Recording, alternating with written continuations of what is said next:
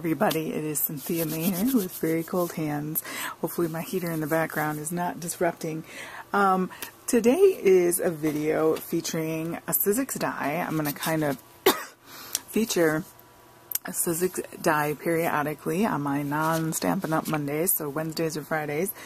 And it's this one. It is a Eileen Hall die, which I love her dies. An extra large die, so on your big shot you do need the extended cutting pads to run this through, but they're not too expensive and you can use them for other things as well. It's part of her Scoreboard series, if you could see that at the bottom, Scoreboards. And she has several of them, and it gives you directions on the back here for, although this is to a different die, so I'm not quite sure why that's there.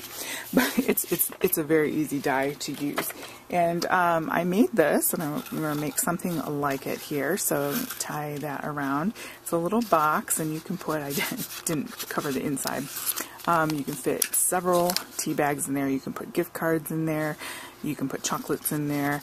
You can put all sorts of little pictures in there. A little mini tiny journal, something of that nature. But as you can see, it's about a ½ an inch thick this way, all around. And I painted this. This is just some cardboard that I had on some packaging from something. And I painted it with acrylic paints, and I used texture paste on it, and then I just tied it up to close it. Of course, you can put whatever little treats and things you're putting in there, and you can do the same. You can also cover these in paper and adhere the paper, designer paper, down to the chipboard. I just chose to paint mine because I felt like getting out the paints. And then you can close it with Velcro. You can do all sorts of things to embellish this. This is like super simple. You tie it up and you can give it as a gift. So I cut one out here, and I just went ahead and painted one side. So there are many things you can do. You can cut it out of the chipboard. You can cut it out of mat board. You can cut it out of felt for that matter. But to get the scores in there, it works best with like chipboard or cardboard. Just took one side and I just painted some white acrylic paint on there. And then the other side, I'm going to do some other painting as well with that. And so again, you can cover this with designer paper. You just run it all right through together and adhere it down, and then boom, you've got it.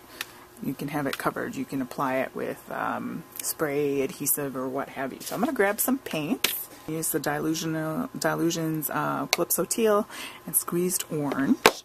And yeah, it doesn't get too much easier than this. You can use a paintbrush, or you can use just some paper towel, which is often how I get things down. And then literally look at that. Just go ahead and get that coating down. It's like on a day that you kind of don't feel like, you know, or maybe you're uninspired to make a particular project, you can just cut a bunch of these out and pre-paint them and then finish embellishing them later. And they also store flat. Look at how nice and flat they are before you adhere them together. So you can make a bunch of these and then just, you know, store them up. And then you can tailor them to whatever, you know, holiday, what have you. Turn that inside out. Now you have a new surface. Okay, and I'm going to kind of go in here willy-nilly, just kind of swirling it all together. A little packaging, and I'm going to grab the After Midnight colors. Isn't that gorgeous? And I'm going to head and grab my Stampin' Up! Modeling paste, or I think they call it texture embossing paste, whatever. It's all kind of similar. Just going to grab some out of there, and we're going to color it. We don't need a ton. Just going to put it on my sheet there. Just going to mix. So just need a little bit. And then we're going to grab a stencil and add some texture. So like I said, you could totally skip all this painting and go ahead and use designer paper. You can, whatever. It doesn't have to be a painty mess like this, but I'm going to use this as a Prima marketing, and I'm just going to put little spots and things with this texture paste, and it's going to add another color, it's going to add another layer of dimension, just keeping in mind where the folds are there. Okay. I'm going to pick it up without moving the whole stencil. Okay. And then we pick that up. Ooh, so pretty.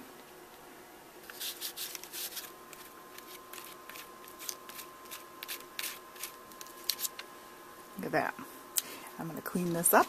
I don't have a sink down in my basement where I work, so one way, if I can't run up and wash my stencils right away, I take a wet baby wipe and lay it over the stencil so it keeps the acrylic paint moist, and that way it's easier to clean.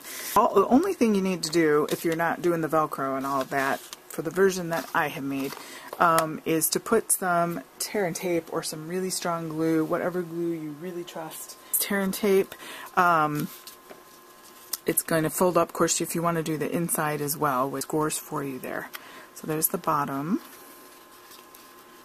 Making sure my paint's dry here. Okay, so I want these front tabs to go toward the back. So I'm going to go ahead and put the tear and tape on these two panels. So you can embellish the lights out of this. I mean, you can make it super complicated, and that would be fun too.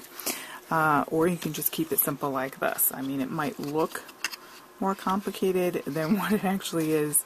Let's do something to the inside of this painting to make it look like we did that on purpose, right?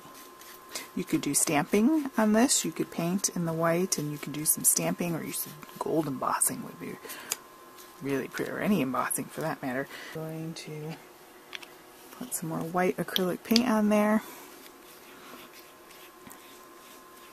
Kind of send some of that orange to the back. It's all about layering, right?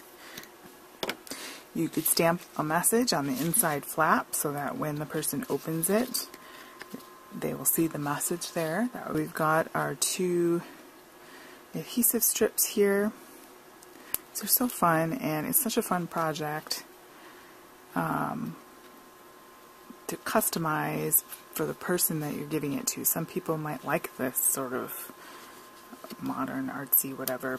Other people might want something a little more traditional. Alright, so I'm going to go ahead and then just kind of stick your hand in there, give it a squeeze, little bits of my paint. I'm going to let that dry completely, obviously, before I give it to somebody, but for the sake of the movie here, movie star, for the sake of the video. Alright, look at that. Easy peasy. The Stampin' Up! I love this ribbon. It's so soft. I wish I had like sheets made out of it.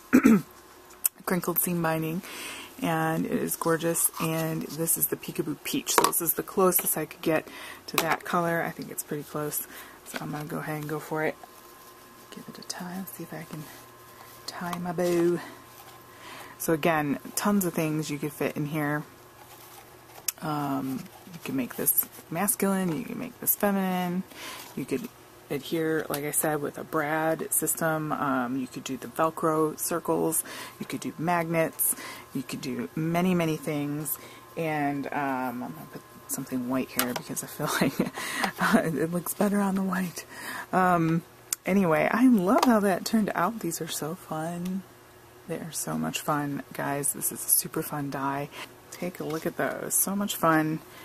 Really, I mean, just think of all the combinations you could do, all of your different stencils that you have. You can put paint, you can hand paint on there and draw. So many things you can do, but I love how they turned out. It's so cute, at least to me. And if you agree, go ahead and give that video a thumbs up. And if you give that a try, if you're interested in picking that up, there are many, many places you can pick that up at for a great deal. And thank you so much, guys. Happy crafting.